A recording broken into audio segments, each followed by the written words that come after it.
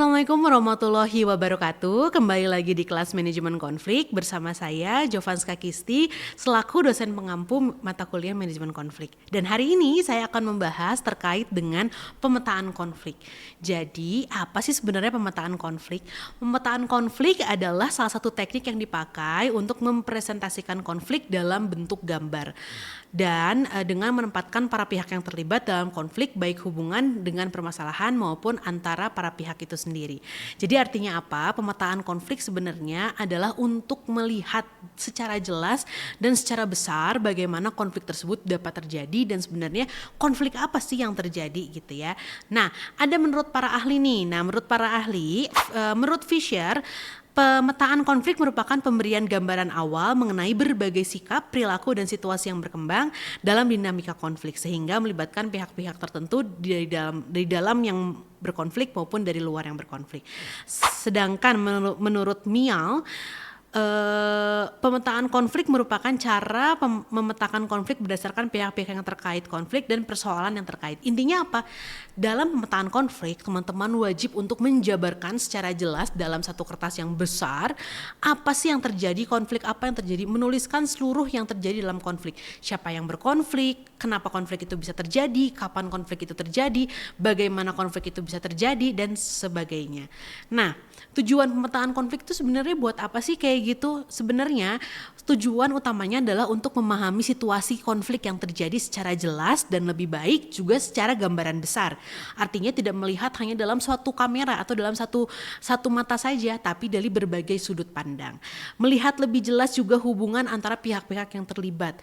Dalam pemetaan konflik biasanya ada garis-garis yang menghubungkan antar pihak. Dari situ kita bisa melihat apa sih hubungan garis tersebut, apakah mempengaruhi hasil dari konflik ataukah mempengaruhi tujuan dari konflik atau malah memperkeruh konflik. Itulah tujuan utamanya dan yang terakhir adalah untuk mengklarifikasi di mana kekuatan dan kelemahan konflik itu terletak.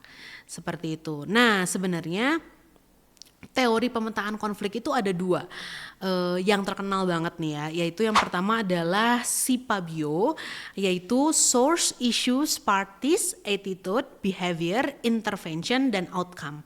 Jadi nanti di dalam pemetaan konflik teman-teman diarahkan untuk menjawab atau mengisi poin-poin yang sudah disebutkan tadi, misalnya source atau sumbernya, sumber konfliknya ya di sini. Apa sih sumber konfliknya? Kapan konflik itu dimulai dan segala macam? Apa sih isu yang dipermasalahkan? Kemudian siapa saja ya partiesnya, pihak-pihak yang berkonflik? Bagaimana sikap dari pihak-pihak yang berkonflik? Apakah ada yang sama ataukah ada yang berbeda? Apakah ada yang netral atau ada yang against? Bagaimana sih interventionnya? Ada nggak sih orang di luar konflik yang ikut campur yang ternyata mereka tuh tidak terlibat dalam konflik tapi mempengaruhi konflik itu makin keruh. Nah, itu juga harus dilihat dan bagaimana hasil akhir dari konfliknya. Itu ketika kita memakai analisis SIPABIO. Nah, kalau yang kedua adalah CERO atau Source, Party, Interest, Tactics, Change, Enlargement, Role of Other Parties, Outcome of Conflict, Winner or Loser. Nah, kenapa sih yang ini lebih terasa lebih kompleks ya, karena ada beberapa poin yang berbeda, seperti salah satunya adalah interest atau kepentingan. Di sini teman-teman akan melihat bagaimana kepentingan dari para pihak yang berkonflik ini berjalan gitu ya. Jadi apa sih kepentingan mereka dalam sebuah konflik ini? Kemudian ada enlargement atau dampak dari konflik. Dalam CERO ini teman-teman dapat melihat bagaimana hasil atau dampak yang terjadi akibat konflik. Apakah ada perpecahan, apakah ada perang, ataukah ada tidak terjadi avoiding, saling menghindar, akhirnya tidak terselesaikan konflik dan segala macam. Kemudian ada role of other parties. Nah, di sini teman-teman melihat bagaimana peran-peran pihak lainnya. Nah, kalau misalnya di Sipabio, teman-teman lihat dari intervention, campur tangannya. Kalau di Speedchero, teman-teman melihat apa sih peran lainnya atau yang mengintervensi ini perannya sebenarnya apa? Apakah ada di belakang yang berkonflik atau justru ada di tengah-tengah yang berkonflik? Di mana sih mereka berada gitu ya? Peran mereka tuh di mana berada. Kemudian juga ada winner or loser. Jadi ketika teman-teman melihat dalam suatu konflik, melihat siapa sih sebenarnya yang menang dan siapa sih yang kalah, jika apalagi kalau teman-teman menawarkan beberapa probabilitas dari penyelesaian konflik. Nah, disitulah pentingnya siapa yang kira-kira menang dan siapa yang kira-kira kalah dan apa sih dampaknya. Nah, itu juga yang ditawarkan oleh Speedchero. Nah, sebenarnya yang paling penting itu sebenarnya kapan sih pemetaan konflik itu diperlukan. Pemetaan konflik itu diperlukan atau digunakan dalam awal proses dengan ketika teman-teman mulai menganalisis konflik. Jadi teman-teman sifatnya adalah bagaimana melihat potensi-potensi yang terjadi ketika teman-teman melakukan pemetaan konflik. Di sini pemetaan konflik adalah alat analisis lain yang digunakan yang berfungsi untuk melihat secara garis besar, secara kombinatif, secara helikopter view-nya bagaimana konflik-konflik tersebut bisa terjadi.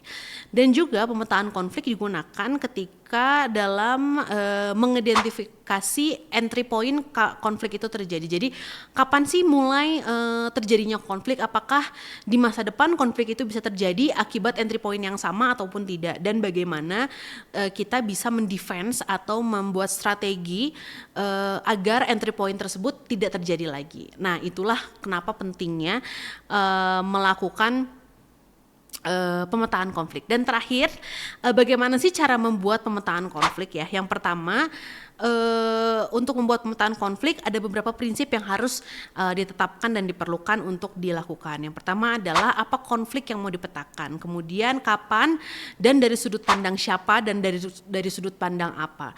Kemudian lakukan pemetaan terhadap sudut pandang dan momen dari konflik yang memang visible atau terlihat.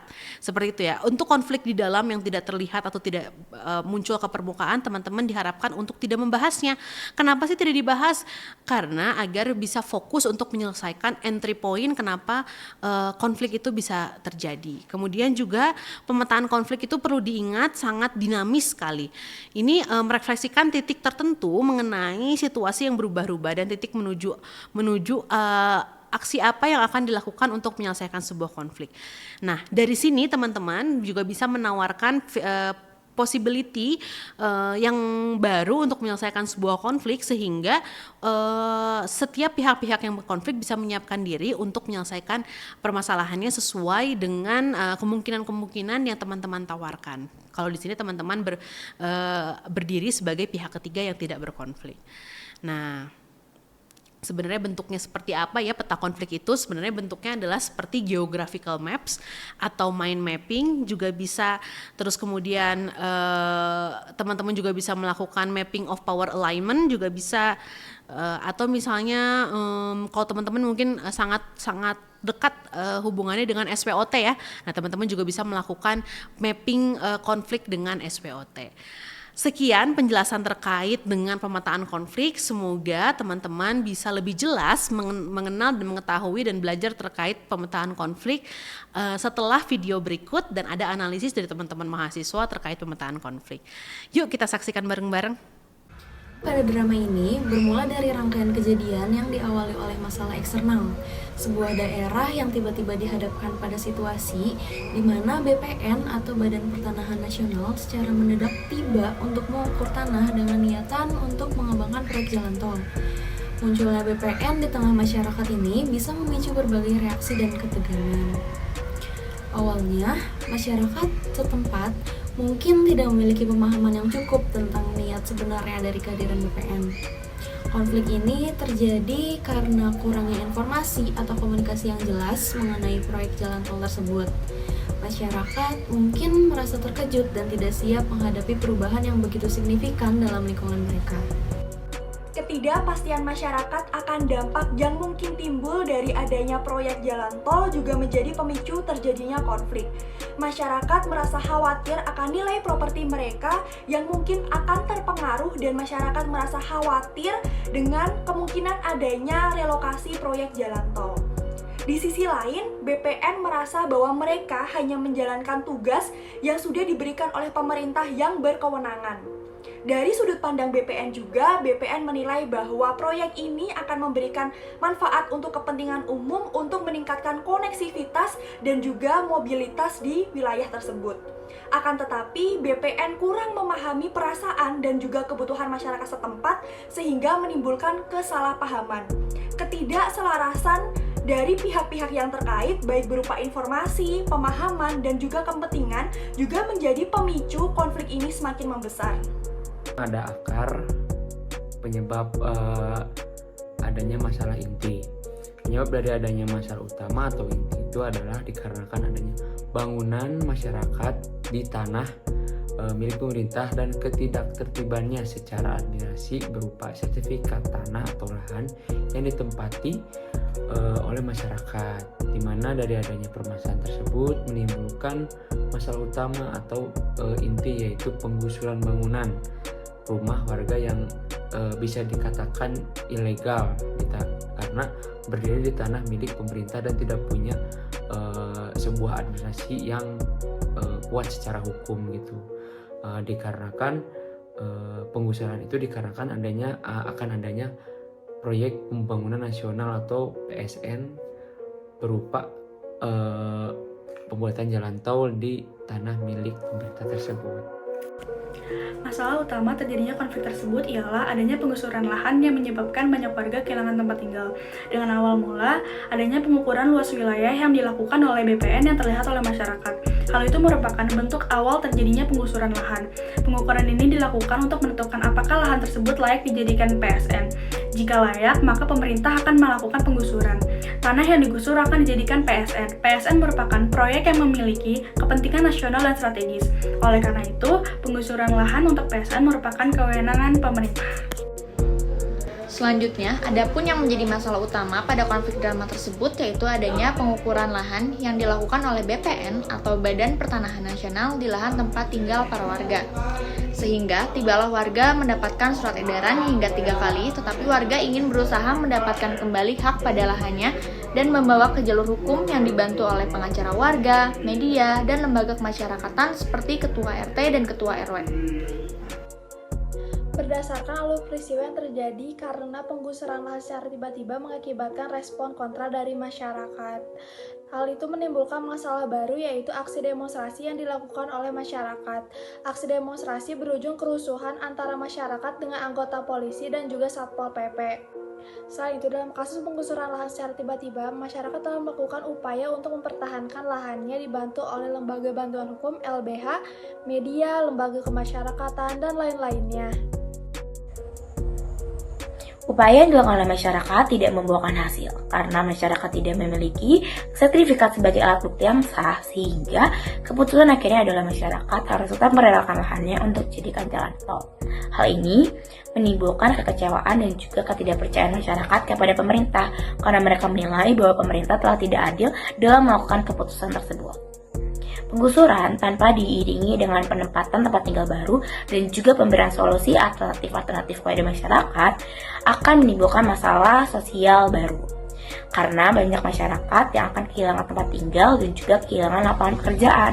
Jika jumlah masyarakat cenderung banyak, akan menimbulkan masalah sosial seperti kemiskinan ataupun masalah sosial serius lainnya. Oke, di sini aku bakal ngejelasin tentang dampak atau akibat yang terjadi karena adanya konflik pada drama kemarin. Oke, mungkin aku di sini sedikit ingin nge-recall lagi tentang masalah atau konflik apa aja sih yang terjadi. Oke, jadi masalah pada konflik drama ini berawal ketika area tempat tinggal masyarakat di daerah Puncut harus masuk ke dalam PSN atau Program Strategis Nasional, di mana nantinya masyarakat yang tinggal di daerah tersebut harus dipindahkan dan akan dibangun proyek jalan tol. Nah, dari karena itu harus terjadilah sebuah penggusuran. Dan dari penggusuran tersebut timbullah konflik baru di mana masyarakat menolak dan juga melaksanakan demo besar-besaran tadi karena adanya penggusuran masyarakat tidak terima, maka masyarakat melaksanakan demo besar-besaran. Nah, dari konflik tadi muncullah dampak atau akibat, di mana dampaknya adalah terjadi konflik baru, yaitu bentrok dan juga aksi kekerasan dari dua pihak, di mana karena demonya tidak berlangsung dengan kondusif, akhirnya harus terjadilah bentrok antara dua pihak, yaitu pihak masyarakat Puncelut maupun dengan pihak pemerintah, entah itu BPN atau PP. Nah, dari bentrok itu timbullah korban dari kedua belah pihak. Bukan hanya banyak korban juga dampaknya, tapi juga berdampak pada terpecahnya hubungan antara pihak aparat pemerintah dan juga warga Puncelut. Selanjutnya, selain adanya konflik bentrok antara masyarakat dan juga pihak pemerintah, masalah akibat atau dampak terdapat pada masyarakat yang memiliki tanah tersebut tidak setuju karena banyaknya aspek yang sangat mempengaruhi jika tanah mereka akan digusur oleh pemerintah. Dan menurut warga, tanah tersebut tidak hanya untuk bertempat tinggal, tetapi untuk berkelanjutan hidup mereka. Maka dari itu, banyaknya dampak buruk jika tanah mereka akan digusur oleh pihak pemerintah. Potensi konflik yang akan timbul dari pergusuran lahan ini adalah meningkatnya jumlah pengangguran, karena otomatis masyarakat akan lebih berfokus pada cara mereka berpindah rumah atau mencari tempat tinggal dibanding dengan pekerjaan mereka. Maka dari itu, pastinya beberapa masyarakat ada yang memilih untuk berhenti bekerja dan menjadi pengangguran. Dan masyarakat pula tidak dapat mengandalkan pemerintah, apalagi berharap kompensasi yang setimpal. Potensi konflik pengusuran tanah secara tiba-tiba setelah penyelesaian konflik dapat muncul akibat perubahan kebijakan, ketidaksetujuan pihak terkait, atau faktor eksternal lainnya. Perlu pemantauan dan dialog berkelanjutan untuk mencegah eskalasi konflik. Konflik yang memungkinkan timbul setelah penyelesaian konflik terhadap pengambilan lahan atau tanah warga yang akan digunakan untuk pembangunan jalan tol, yaitu rasa ketidakadilan yang dirasakan oleh warga. Karena saat warga mengajukan banding untuk penambahan waktu untuk mereka pindah dari lahan atau tanah mereka, itu ditolak oleh pemerintah. Namun, pada akhirnya kompensasi pun diberikan untuk warga dari pemerintah, yaitu berupa uang. Namun, kompensasi tersebut diberikan oleh pemerintah setelah warga melakukan demo besar-besaran kepada pemerintah. Jadi, dapat disimpulkan setelah konflik dan penyelesaian konflik terhadap lahan atau tanah warga itu membuat hubungan antara masyarakat dengan pemerintah tidak baik. Potensi konflik selanjutnya setelah konflik selesai yaitu mengenai ketidaksetaraan akses terhadap fasilitas publik di area baru dapat menyulut konflik. Jika fasilitas seperti sekolah, rumah sakit, atau transportasi tidak memadai, masyarakat bisa merasa tidak puas. Dalam situasi ini, beberapa warga mungkin merasa tidak adil atau merasa bahwa hak dasar mereka tidak terpenuhi. Misalnya, jika terdapat perbedaan kualitas sekolah atau ketersediaan fasilitas kesehatan antara kelompok masyarakat yang satu dengan yang lain, hal itu dapat memunculkan ketidakpuasan. Kesetaraan akses terhadap transportasi juga menjadi faktor penting, terutama jika beberapa warga menghadapi kesulitan dalam mobilitas mereka. Dari munculnya konflik di awal sampai konflik berakhir, potensi konflik yang didapat adalah berupa kesedihan dan kemarahan akan menjadi satu. Dikarenakan para warga tidak terima dengan hasil yang diberikan oleh pengadilan, dan setelah mengajukan banding ke pengadilan, selang beberapa hari kemudian, pemerintah dengan seenaknya mengeluarkan surat peringatan terakhir untuk menggusur para warga yang terkena dampak tersebut melalui Satpol PP. Walaupun pemerintah sudah menjanjikan akan memberikan kompensasi yang bisa terbilang cukup banyak untuk para warga yang terkena gusur, justru para warga tetap tidak terima dikarenakan para warga akan susah untuk beradaptasi kembali di lingkungan yang baru untuk mereka tinggali. Dan bagi para warga yang sebelumnya memiliki pekerjaan di tempat yang lama, akan susah untuk mendapati pekerjaannya yang sama kembali seperti pekerjaan yang sebelumnya di tempat yang baru. Setelah penyelesaian konflik yang tidak diterima oleh masyarakat, beberapa konflik lanjutan yang mungkin bisa saja timbul, yaitu meliputi protes massal, ketidakpuasan terhadap keputusan, ketegangan sosial antar masyarakat dengan pemerintah, atau bahkan tindakan hukum lebih lanjut dari pihak yang merasa dirugikan, dan juga dari pihak masyarakat. Setelah pemerintah menyelesaikan konflik terkait pengurusan lahan, konflik lanjutan yang dapat terjadi adalah ketidakpuasan di kalangan masyarakat terdampak. Mereka merasa tidak puas dengan kompensasi yang ditawarkan dan merasakan ketidakpastian terkait kehidupan sosial ekonomi mereka. Konflik lanjutan yang dapat terjadi adalah ketidakpuasan yang memicu protes lanjutan yang dapat berdampak signifikan pada stabilitas sosial. Konflik terkait penggusuran lahan untuk proyek strategis nasional atau PSN yang sempat memanas antara masyarakat dan pemerintah telah berakhir dengan damai melalui proses negosiasi yang intensif. Namun, hal ini tidak menjamin bahwa tidak ada potensi konflik lain yang bisa muncul di kemudian hari. Beberapa potensi sumber konflik yang dapat timbul mencakup ketidakpuasan sebagian masyarakat yang merasa tidak mendapatkan kompensasi yang adil dari pemerintah atas lahan yang telah digusur. Mereka mungkin merasa bahwa nilai lahan mereka lebih tinggi dari yang ditawarkan oleh pemerintah, serta proses penilaian lahan yang tidak transparan dan tidak melibatkan partisipasi mereka. Selain itu, tuntutan dari pihak-pihak yang merasa dirugikan oleh dampak proyek PSN ini dapat berdampak terhadap lingkungan hidup, serta masalah-masalah yang timbul di tempat pemukiman baru bagi masyarakat yang dipindahkan. Misalnya, mereka menghadapi kesulitan dalam mengakses seperti infrastruktur, fasilitas, dan keamanan, sehingga mereka mungkin merasa tidak nyaman atau tidak aman di tempat relokasi pemukiman baru tersebut. Oleh karena itu, penting bagi pemerintah dan masyarakat untuk menjaga komunikasi dan kerjasama yang baik, guna mengatasi potensi permasalahan yang mungkin muncul di kemudian hari. Setelah penyelesaian konflik dalam hal ini, pemerintah akan mengganti untung segala kerugian yang Bapak Ibu alami, sehingga kami memutuskan untuk melakukan pembayaran di depan bagi keluarga yang mendapat giliran pengalokasian tempat tinggal, sehingga Bapak Ibu beserta keluarga masih dapat melakukan persiapan untuk kepindahan dalam jenjang waktu 2 minggu secara bertahap. Perlu dilakukannya sosialisasi pencerdasan dan revitalisasi pemahaman masyarakat terkait catur pertanahan. Lalu, apa sih catur pertanahan? Catur pertanahan merupakan kebijakan terkait pertanahan yang mengatur mengenai kepemilikan, kepenguasaan, kepenggunaan, dan kepemeliharaan tanah. Pada dasarnya, catur pertanahan terdiri atas 4 unsur. Yang pertama yaitu tertib hukum, di mana setiap bidang tanah memiliki kepastian hukum akan kepemilikannya yang dibuktikan oleh sertifikat tanah. Yang kedua yaitu tertib administrasi, yang berarti tertibnya administrasi pertanahan beserta layanan publik di bidang pertanahan. Yang ketiga yaitu tertib penggunaan tanah. Dalam hal ini berarti bahwa setiap hak atas tanah harus dipastikan kepenggunaannya sesuai dengan sifat hak yang diberikan. Dan yang terakhir yaitu tertib pemeliharaan dan lingkungan hidup. Tertib pemeliharaan dan lingkungan hidup memiliki arti bahwa segala sesuatu harus dipastikan bahwa setiap pemegang hak atas tanah memanfaatkan dan memelihara tanah demi keberlangsungan lingkungan.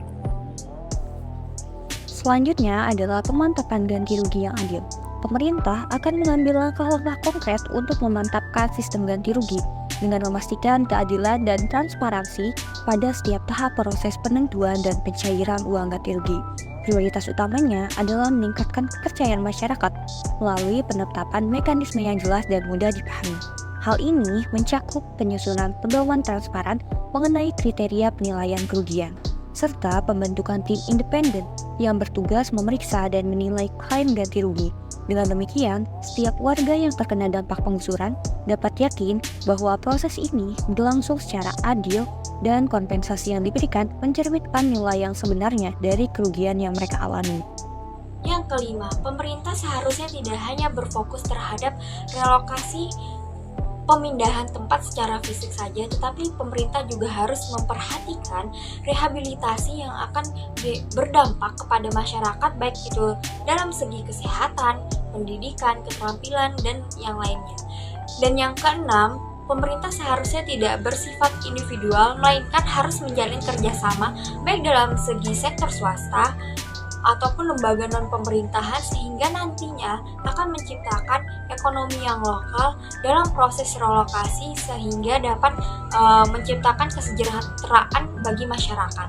Selanjutnya, saran yang dapat kami beri terkait permasalahan tersebut yaitu pemerintah sebaiknya memberikan jangka waktu yang cukup lama terhadap warga yang dilakukan penggusuran, sehingga warga tersebut memiliki kesempatan dan kesiapan diri untuk dapat meninggalkan tempat tinggal yang mereka huni sekarang.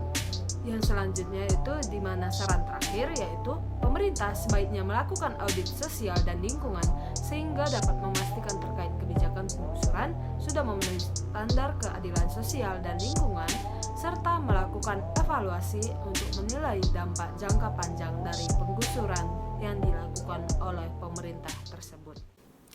Nah, demikianlah analisis dari teman-teman mahasiswa terkait dengan pemetaan konflik. Lebih terasa jelas ya teman-teman ketika sudah melihat bagaimana pemetaan konflik dimasukkan ke dalam konflik-konflik yang berkait, khususnya dalam simulasi konflik antara masyarakat dengan pemerintah.